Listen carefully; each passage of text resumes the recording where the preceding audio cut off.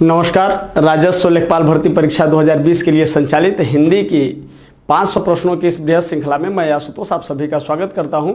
इससे पहले हम लोग कई कक्षाओं में 16 कक्षाओं में कई प्रश्नों को देख चुके हैं। आज उसके आगे हम लोग शुरू करेंगे और इसमें दो चीज़ें महत्वपूर्ण होती हैं इस श्रृंखला की। जो सबसे खास बात है वो ये है कि यहाँ हम लोग अति संभावित प्रश्नों के साथ साथ ऐसे प्रश्न जिनकी एक भूमिका होती है, जो जिस पर एक रहता है, पहले से ही प्रश्न आए हुए हैं, उस टॉपिक को तो इसमें शामिल किया ही गया है। उसी टाइप के प्रश्नों को हम लोग शामिल करते हैं और इसी के साथ ही साथ हम लोग ये भी प्रयास करते हैं कि प्रश्नों की संपूर्ण व्याख्या को भी समझें। तो संपूर्ण व्याख्या की चर्चा करते हैं, आगे हम लोग बढ़ेंगे।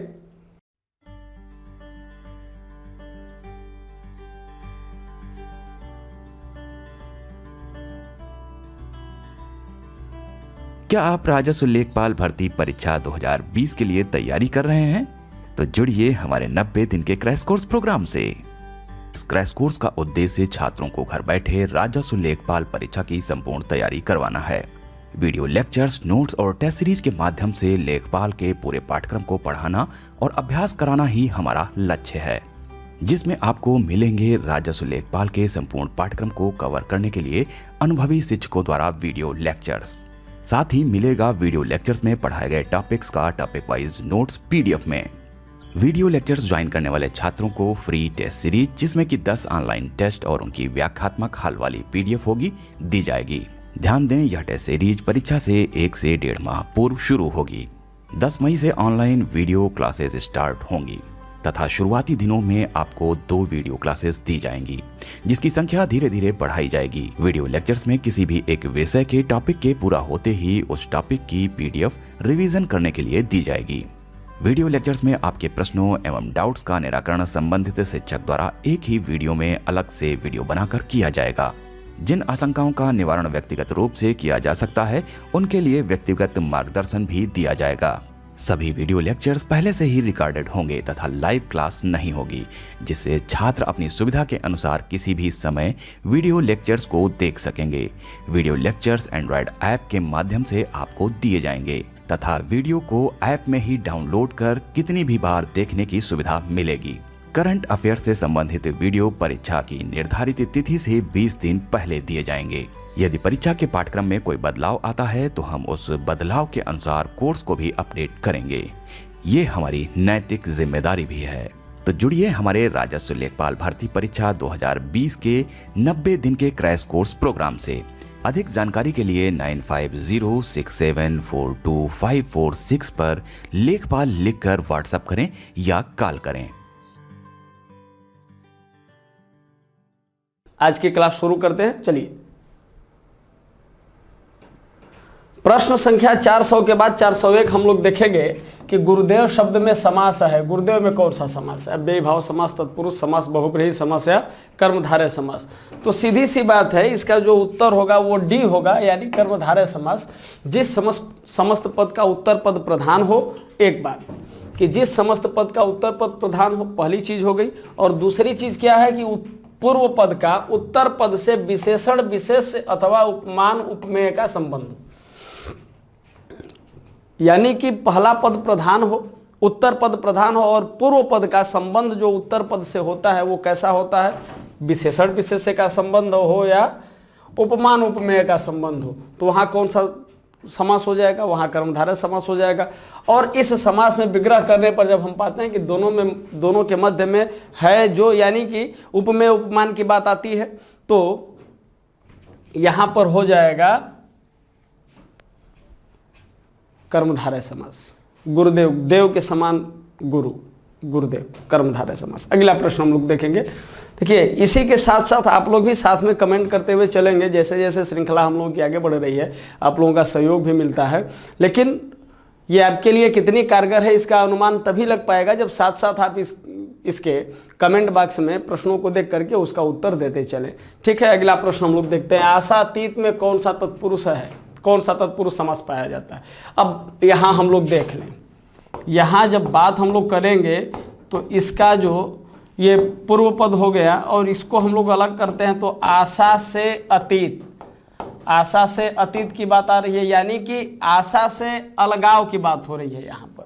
और जैसे ही अलगाव की बात आएगी वहां क्या हो जाएगा, अपादान हो जाएगा। तो ये हमारा उत्तर ए सही होगा, अपादान तत्पुरुष। और अपादान तत्पुरुष के कुछ और उदाहरण हम लोग देखेंगे। पाप से मुक्त, जलहीन, जल से, पदच्युत, पद से च्युत, धर्म विमुख, धर्म से विमुख, पदाक्रांत, पद से आक्रांत। अगला प्रश्न हम लोग देखेंगे, कौन सा वाक्य संयुक्त वाक्य का उदाहरण है। न कोई आया न कोई गया, वह जैसे आया वैसे ही गया, वह आया और गया, वह आया तभी तो गया। अब इसका उत्तर हम लोग देखेंगे। उत्तर इसका सी है। और सी में क्या है, व्याख्या समझ लीजिए कि जिन वाक्यों में दो या दो से अधिक सरल वाक्य योजक के द्वारा, योजक कौन कौन से, योजक के बारे में हम लोग जान लें कि और, एवं, तथा, या, अथवा, इसलिए, फिर भी, नहीं, तो, परंतु, किंतु, लेकिन, ये योजक शब्द हैं और इनसे जुड़े हो, क्या जुड़ेंगे, तो दो या दो से अधिक सरल वाक्य योजक के द्वारा जब जुड़े हो तो उसको हम लोग संयुक्त वाक्य के रूप में समझते हैं। और यहां पर विकल्पों में एक योजक शब्द हमको मिल रहा है और इस योजक के द्वारा ये सरल वाक्य हमारे मिले हुए हैं, वह आया और गया। इसी तरीके से उसने बहुत परिश्रम किया किंतु सफलता नहीं मिली। यानी कि दो सरल वाक्य हों, दो या दो से अधिक सरल वाक्य हो और ये दोनों वाक्यों का अपना महत्व हो और ये वाक्य योजक के द्वारा या संयोजक के द्वारा आपस में एक दूसरे के साथ जब जुड़े होते हैं तो उसको हम लोग संयुक्त वाक्य के रूप में समझते हैं। संयुक्त वाक्य की परिभाषा। अगला प्रश्न देखेंगे इस व्याख्या के समाप्ति पर। शीला आई और अंधे को सहारा दिया, यह वाक्य किस वाक्य भेद का उदाहरण है। शीला आई और अंधे को सहारा दिया। मुझे लगता है कि मेरा इशारा आप लोग समझ रहे हैं, तो इसकी व्याख्या हम लोग देखेंगे।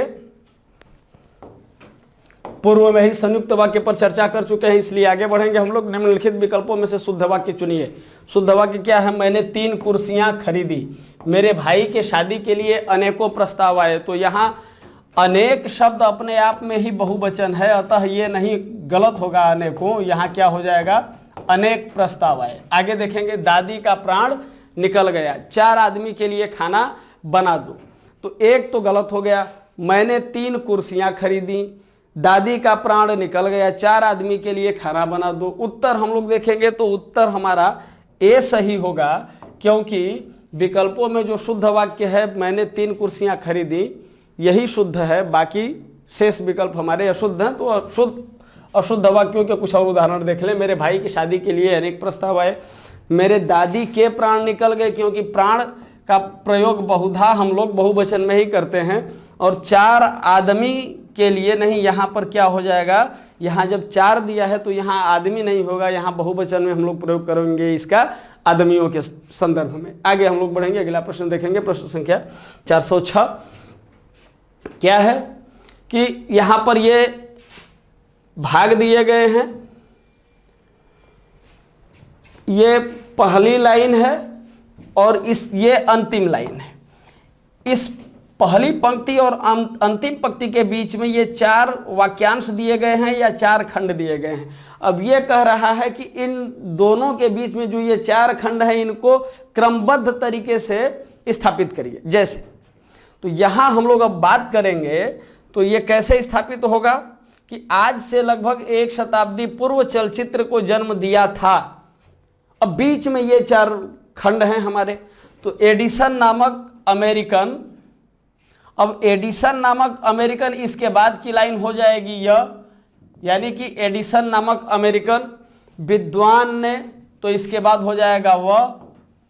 आज से लगभग 1 शताब्दी पूर्व एडिसन नामक अमेरिकन विद्वान ने समतल का दीवार पर क्या किया, तो प्रकाश की किरणों से कुछ छायाचित्र प्रस्तुत करके, तो यहां पर हो जाएगा ल, कुछ छायाचित्र प्रस्तुत करके चलचित्र को जन्म दिया। अर्थात हम लोग अब ये देखेंगे कि हमारा सही उत्तर क्या होगा। तो आज से लगभग 1 शताब्दी पूर्व एडिसन नामक अमेरिकन विद्वान ने समतल दीवार पर प्रकाश की किरणों से कुछ छायाचित्र प्रस्तुत करके चलचित्र को जन्म दिया। तो हमारा क्रम क्या बन रहा है, य व र ल, अतः उत्तर हमारा बी सही होगा। अगले प्रश्न की तरफ हम लोग चलेंगे। अगला प्रश्न हमारा है, वह जल्दी चला गया और बीच में खाली जगह है। वह जल्दी चला गया, ट्रेन पकड़ सके, रिक्त स्थान है तो उचित विकल्प चुनिए। तो यहाँ उचित विकल्प क्या होगा, बड़ा आसान है, दैनिक दिनचर्या में आप लोग भी हमेशा बातचीत करते हैं। यहाँ पर वह जल्दी चला गया ताकि ट्रेन पकड़ सके।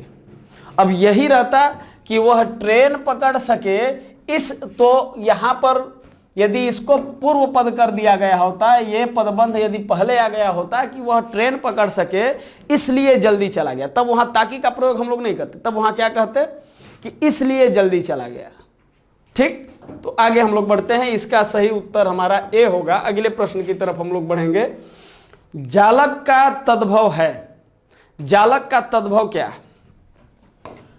विकल्प हमारे सामने है, इसका उत्तर हम लोग ले लेते हैं। तो जालक का जो अर्थ है वह झरोखा से इसका संदर्भ है जालक का, और जालक झरोखा शब्द जालक का तद्भव रूप है, यानी कि जालक तत्सम है और इसका जो तद्भव रूप होगा वह झरोखा होगा। आगे हम लोग बढ़ते हैं अगले प्रश्न की तरफ। अगला प्रश्न है, इनमें से कौन सा शब्द देशज शब्दों की श्रेणी में आता है? अब एक चीज समझिए, यहां पर जैसे ही पहचान का एक तरीका है, इसको तो हम लोग समझ रहे हैं कि ये अंग्रेजी भाषा का शब्द है, ये समझ रहे हैं। लेकिन किसी भी शब्द में यदि किसी वर्ण के ऊपर ये चंद्र बनाया हो, अर्धचंद्र इसको बोलेंगे, ये अर्धचंद्र बनाया हो और इस पर बिंदी ना हो, इस पर बिंदी ना हो, तो ये समझ लेना चाहिए कि ये विदेशज भाषा के शब्द हैं, विदेशी भाषा के शब्द हैं, और इनको आगत शब्द के रूप में हम लोग जानते हैं। अर्थात इसको टेलीविजन को हम लोग समझ रहे हैं कि ये अंग्रेजी भाषा का शब्द है।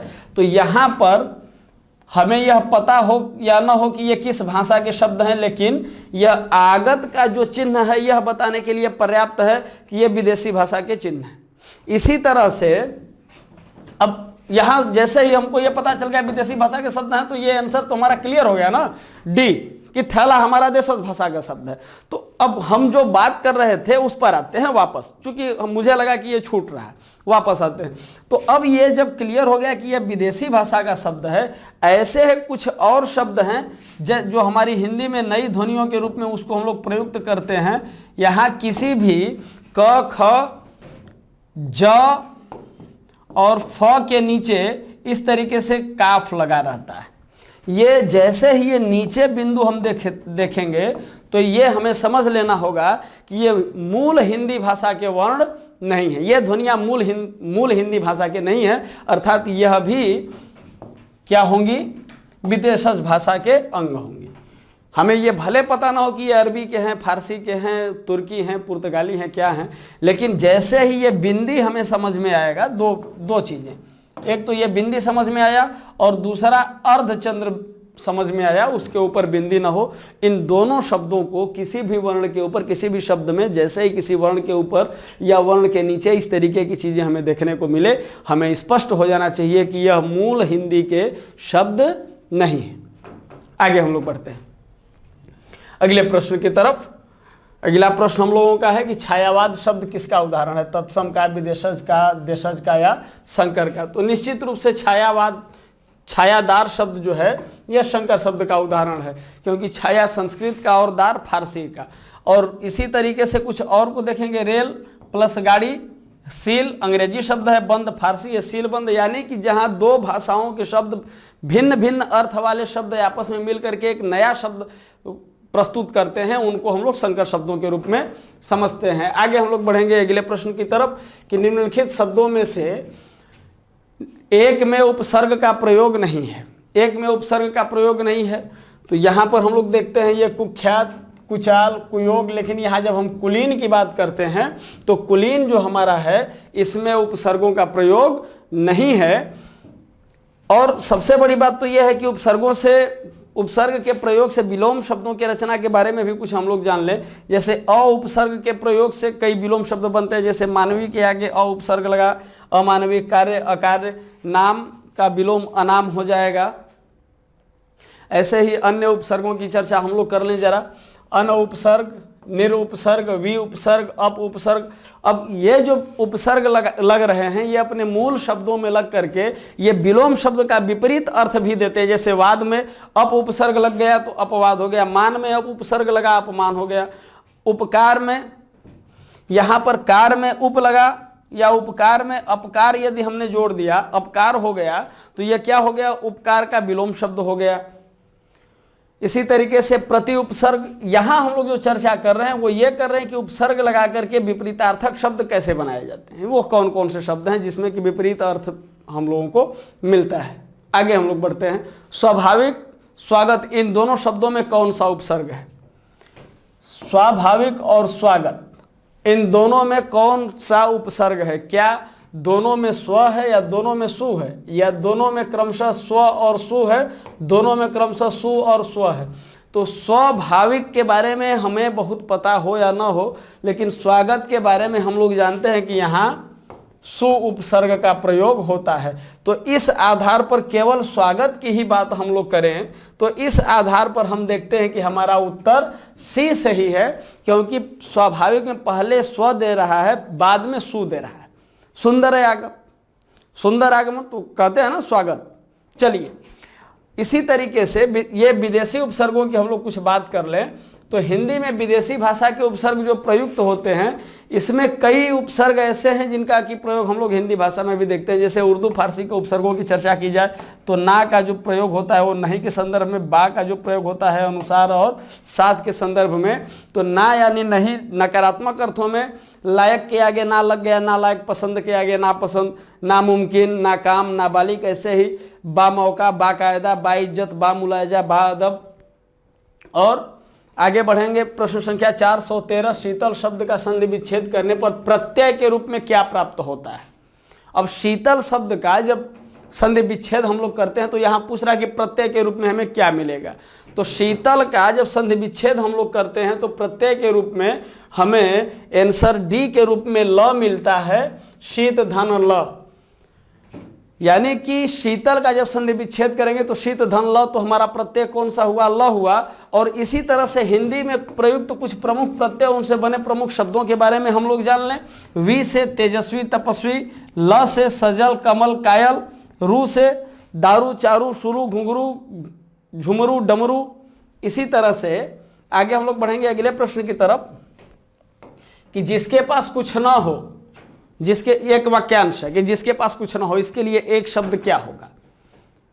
एक लंबा वाक्यांश बोलने की जगह एक शब्द में यदि काम चल जाए तो उसी से काम चला नहीं। ये हिंदी भाषा में ऐसा कुछ है। तो जिसके पास कुछ ना हो तो उसको हम लोग एक शब्द में अकिंचन बोलते हैं कि यह अकिंचन है, यानी उत्तर बी सही होगा। और इसी के साथ साथ वाक्यांशों के लिए एक शब्द हम लोग देख लें कि जिसके अंदर या पास पहुंचा जा सके उसे अगम्य, जिसके आने की तिथि ज्ञात न हो अतिथि, जिसके एक ही आंख हो एकाक्ष, जिसके कोई संतान न हो निसंतान, ऐसे ही अन्य भी हैं।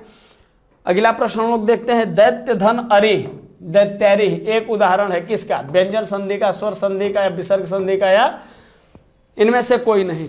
तो दैत्य अ के साथ अ का मेल हो रहा है, यहां अ के साथ किसका मेल हो रहा है? अ का, यानी कि ये दोनों एक ही वर्ण के हैं। अब यहां पर एक सूत्र काम करता है, अक सवर्णे दीर्घ, यानी कि ये दीर्घ स्वर संधि होगा।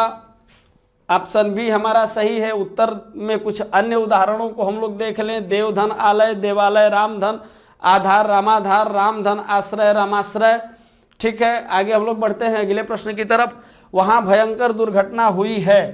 अब देखिए यहां पर पूछ रहा है कि इस भयंकर का रेखांकित पद है, क्या है? विशेषण है, क्रिया विशेषण है, सार्वनामिक है, या प्रविशेषण है? क्या है ये?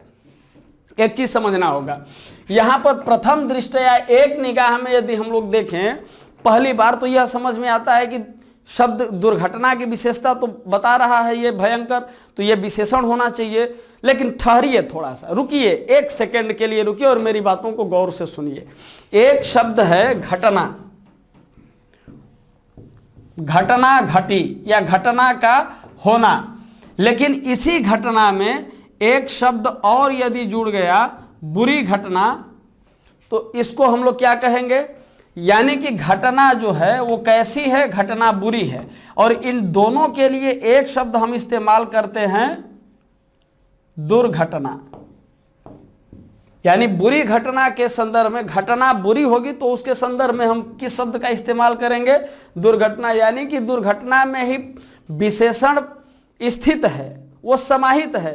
तो अब इस विशेषण की विशेषता बताने वाले, यानी क्रिया की विशेषता बताने वाले को विशेषण के रूप में, क्रिया विशेषण के रूप में समझते हैं, या संज्ञा सर्वनाम की विशेषता बताने वाले को विशेषण कहते हैं। लेकिन इस विशेषण, यह बुरी घटना भी कैसी है, तो यह भयंकर है। यानी कि विशेषण की भी विशेषता यहां हमें पता चल रही है। तो विशेषण की विशेषता बताने वाले को हम प्रविशेषण के रूप में समझते हैं। अतः हमारा उत्तर सी सही होगा। और इसी के साथ साथ हम लोग ये जान लें कि संज्ञा यानी विशेष का विशेषण और कुछ अन्य अर्थों के बारे में, अन्य अर्थों के संदर्भ में भी हम लोग जान लें। जैसे श्रद्धा का श्रद्धेय, भूगोल का भौगोलिक, इतिहास का ऐतिहासिक, घर का घरेलू, जल का जलीय, तिरस्कार का तिरस्कृत, या अंत का अंतिम, गुण का गुणवान, ये कुछ अन्य शब्द हैं। आगे हम लोग बढ़ते हैं, अगले प्रश्न की तरफ देखेंगे। मोहन पिताजी को पत्र लिख रहा है, ठीक। वाक्य में क्रिया का भेद प्रयुक्त हुआ है। कौन सा भेद प्रयुक्त हुआ है? रिक्त स्थान के लिए उचित विकल्प चुनिए। अब देखिए, यहां पर प्रेरणार्थक है, अकर्मक है, सकर्मक है, या नाम धातु है। तो जैसा कि प्रेरणार्थक के विषय में हम लोग जानते हैं, अब ऐसा नहीं है कि हम प्रेरणार्थक की व्याख्या कर रहे हैं तो यह प्रेरणार्थक ही है। इसका उत्तर आप बड़े आराम से दे सकते हैं, इसका उत्तर, क्योंकि यहां पर जो उत्तर है वो उत्तर डी होगा, सकर्मक क्रिया। लेकिन हम लोग बात कर रहे थे प्रेरणार्थक की, मुझे लगा कि कहीं कंफ्यूजन न हो जाए। तो प्रेरणार्थक के विषय में हम लोग ये जानते हैं कि प्रथम प्रेरणार्थक वो होता है जहां कर्ता स्वयं कार्य करता है या कर्ता स्वयं प्रेरक बन करके प्रस्तुत होता है। द्वितीय प्रेरणार्थक वहां उपस्थित होता है जब कर्ता कार्य को स्वयं न करके किसी और से करवाता है या किसी और को प्रेरित करके कार्य को संपादित करवाता है, वहां द्वितीय प्रेरणार्थक होता है। लेकिन सकर्मक क्रिया उसे कहते हैं जिसका कर्म हो या जिसके साथ कर्म की संभावना हो। अब मोहन पिताजी को पत्र लिख रहा है तो यहां कर्म समाहित है। तो जब कर्म समाहित है तो यहां क्रिया का जो स्वरूप होगा वो सकर्मक क्रिया होगी। आगे हम लोग बढ़ते हैं अगले प्रश्न की तरफ। मैं रोज पढ़ता हूं, वाक्य में क्रिया विशेषण का भेद है। स्थानवाचक क्रिया विशेषण, रीतिवाचक क्रिया विशेषण, कालवाचक क्रिया विशेषण और परिमाणवाचक क्रिया विशेषण। तो मैं रोज पढ़ता हूं यानी कि यह काल से संदर्भित है, समय से संदर्भित है। अतः क्या होगा? हमारा उत्तर सी सही होगा, कालवाचक क्रिया विशेषण होगा। अगले प्रश्न की तरफ हम लोग बढ़ेंगे। बल प्रदायक निपात नहीं है। अब यहां पर देखिए, बल प्रदायक निपात कौन सा नहीं है? तो निपात के बारे में हम लोग जानते हैं कि वह शब्द जो वाक्य में प्रयुक्त होने के बाद एक विशिष्ट शब्द पे या विशिष्ट अर्थ के लिए बल प्रदान करता हो, उसे हम लोग निपात करते हैं। तो यहां पर किसी भी वाक्य में सिर्फ, केवल और ही का जब हम लोग प्रयोग करते हैं कि नहीं उसने ही यह कार्य किया, तो उसने पर ही ने जोर दिया। सिर्फ तुम यह कार्य कर, तुम यह कार्य, या सिर्फ तुम यह कार्य कर सकते हो, तो तुम पर सिर्फ ने जोर दिया। उसके अलावा कोई दूसरा नहीं कर सकता, या केवल तुम ही इस कार्य को कर सकते हो, या केवल मैं ही इस कार्य को कर सकता हूं, तो केवल ने भी बल पैदा किया। लेकिन यहां जैसे ही खबरदार की हम बात करते हैं, खबरदार, तो खबरदार क्या है? एक तरीके से निषेध के रूप में होता है। तो यहां पर हमारा उत्तर 419 में सी सही होगा। थोड़ा सा निपात के बारे में हम लोग जान लिए, तो कुछ और उदाहरणों को जान लें कि गांधी जी को बच्चे तक जानते हैं। यहां तक जो है एक बल प्रदान करता है कि बच्चे तक जानते हैं। यहां यह नहीं है कि गांधी जी को बच्चे जानते हैं, गांधी जी को बच्चे नहीं जानते। यहां गांधी जी को बच्चे तक जानने का मतलब यह है कि गांधी जी की लोकप्रियता बड़े बूढ़े, मतलब समाज के हर वर्ग तक पहुंची हुई है, छोटे से लेकर बड़े तक। ऐसे ही राम ही लिख रहा है, तो यहां संभावना नहीं है, बल्कि राम पर जोर दिया गया है। यह डेफिनेट है कि राम ही लिख रहा है। हमने तो, तुमने तो हद कर दी। ठीक, तो यह कुछ उदाहरण हो गए। अगले प्रश्न की तरफ हम लोग चलेंगे। इससे पहले निपात के कुछ भेद के बारे में हम लोग जान लें कि स्वीकृति बोधक, नकार बोधक, निषेधात्मक, प्रश्न बोधक, विस्मयादि बोधक, तुलना बोधक, अवधारणा बोधक, आदर बोधक और बल प्रदायक। तो बल प्रदायक में तो, ही, भी, भर, तक, सिर्फ और केवल, ये बल प्रदायक निपात हैं। ये आपको लिख लेना चाहिए, इसको नोट कर लेना चाहिए। अगले प्रश्न की तरफ हम लोग बढ़ेंगे। प्रश्न संख्या 420 कि इनमें से किस शब्द का एक वचन और बहुवचन रूप समान होगा? गौ का, चोर का, मित्र का या आदमी का? तो निश्चित रूप से यहां पर एक वचन और बहुवचन के रूप में आदमी शब्द का एक वचन और बहुवचन रूप समान होता है, लेकिन शेष गौ का गौए, चोर का चोरों और मित्र का मित्रों बहुवचन स्वरूप है। आगे हम लोग बढ़ते हैं। निम्नलिखित में से कर्तृवाच्य का वाक्य बताइए। कर्तृवाच्य क्या है? यहां पर तुलसीदास ने रामचरितमानस लिखी। आगे हम लोग बढ़ेंगे। राम द्वारा रावण को मारा गया, यह कर्मवाच्य हो गया। आज टहलने चला जाए, छात्रों द्वारा फुटबॉल खेली जाती है। तो कर्तृवाच्य यहां कर्ता प्रधान है कि तुलसीदास ने रामचरितमानस लिखी, अतः उत्तर ए हमारा सही होगा। ठीक, अगले प्रश्न की तरफ हम लोग बढ़ेंगे। कर्तृवाच्य के बारे में थोड़ा सा जान लिया जाए कि क्रिया के उस रूपांतर को कर्तृवाच्य कहते हैं जिससे वाक्य में कर्ता की प्रधानता का बोध हो, अर्थात क्रिया के जिस रूप में कर्ता प्रधान हो उसे हम लोग क्या कहते हैं? कर्तृवाच्य कहते हैं। और कर्तृवाच्य का मुख्य बिंदु क्या होता है? कर्ता होता है। और क्रिया के लिंग तथा वचन किसके अनुसार होते हैं? वो कर्ता के लिंग और वचन के अनुसार होते हैं। आगे हम लोग बढ़ेंगे। प्रश्न संख्या 422 कि निम्नलिखित में से एक तद्भव शब्द है अटारी। बड़ा आसान है, इसका उत्तर सबके पास होगा। इसका तत्सम रूप क्या होगा? तो इसका जो तत्सम रूप होता है अटारी का, वह अट्टालिका होता है। उत्तर डी हमारा सही होगा। और इसी के साथ साथ उस तद्भव तत्सम को हम लोग अन्य तद्भव तत्सम के बारे में भी जानना चाहेंगे। सहेली यानी सहेलनी या सहेली, सहीजन, शोभांजन, ससुराल, ससुरालय, अजवाइन, यवनिका। ठीक, आगे हम लोग बढ़ते हैं अगले प्रश्न की तरफ। प्रश्न संख्या 423 निम्नलिखित में से क्या एक संबंधवाचक सर्वनाम नहीं है? ऐसा कौन सा ये सर्वनाम है जो संबंधवाचक सर्वनाम नहीं है? ये वहां, जो, सो, यह। तो यहां पर जो हमारा उत्तर होगा तो यह जो है यानी ऑप्शन बी, यह संबंधवाचक सर्वनाम नहीं है। थोड़ा सा संबंधवाचक सर्वनाम के बारे में यह जान लें कि जिस सर्वनाम में किसी दूसरे सर्वनाम से संबंध स्थापित करने की क्षमता हो, या जिस सर्वनाम से किसी दूसरे सर्वनाम के साथ संबंध स्थापित किया जाए, उसे संबंधवाचक सर्वनाम कहते हैं। और कैसे? जो, सो। उदाहरण को देख लिया जाए। वह कौन है जो रो रहा है? वह कौन है जो रो रहा है? ठीक, आगे हम लोग बढ़ते हैं अगले प्रश्न की तरफ। कालिमा एक भाववाचक संज्ञा है, बिल्कुल सही बात है। लेकिन भाववाचक संज्ञा यह किस विशेषण से बना हुआ है?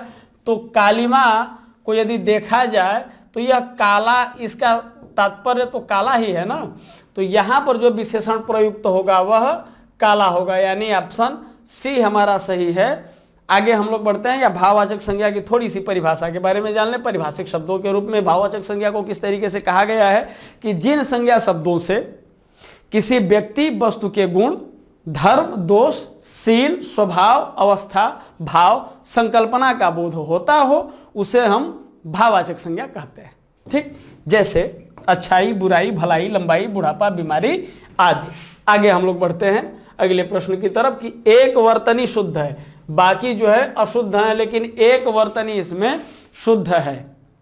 तो यहां हम लोग जानते हैं कि यह देवारसी की जगह देवर्षि होता है, जमाता की जगह यहाँ क्या होता है? जामाता होता है। और यहाँ निशब्द की जगह निह शब्द होता है, यानी कि इसमें हम लोग क्या करते हैं? विसर्ग लगता है। तो एकमात्र विकल्प हमारा ये बच रहा है आविष्कार, अतः उत्तर हमारा आविष्कार सही होगा। ठीक, ऑप्शन ए हमारा सही आंसर होगा। इसी के साथ ही 25 प्रश्नों की आज की श्रृंखला हम लोगों की समाप्त होती है। फिर हम लोग मिलते हैं अपने अगले कक्षा में। तब तक के लिए नमस्कार, धन्यवाद।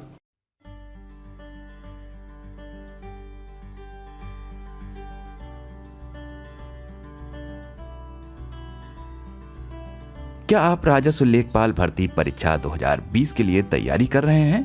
तो जुड़िए हमारे 90 दिन के क्रैश कोर्स प्रोग्राम से।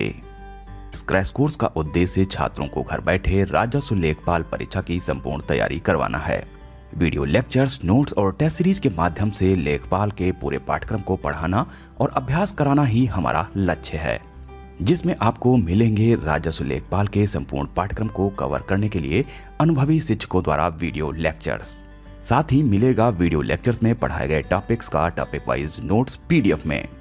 वीडियो लेक्चर्स ज्वाइन करने वाले छात्रों को फ्री टेस्ट सीरीज, जिसमें कि 10 ऑनलाइन टेस्ट और उनकी व्याख्यात्मक हल वाली पीडीएफ होगी, दी जाएगी। ध्यान दें, यह टेस्ट सीरीज परीक्षा से 1 से 1.5 माह पूर्व शुरू होगी।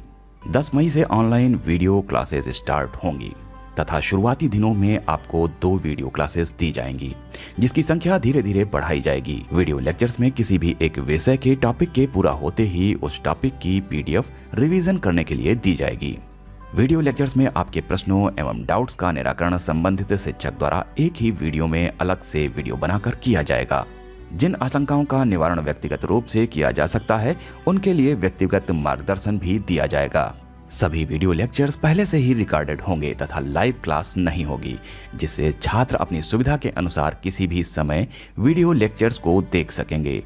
वीडियो लेक्चर्स एंड्रॉयड ऐप के माध्यम से आपको दिए जाएंगे तथा वीडियो को ऐप में ही डाउनलोड कर कितनी भी बार देखने की सुविधा मिलेगी।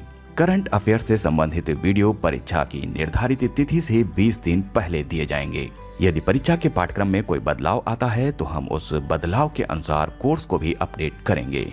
ये हमारी नैतिक जिम्मेदारी भी है। तो जुड़िए हमारे राजस्व लेखपाल भर्ती परीक्षा 2020 के 90 दिन के क्रैश कोर्स प्रोग्राम से। अधिक जानकारी के लिए 9506742546 पर लेखपाल लिखकर व्हाट्सएप करें या कॉल करें।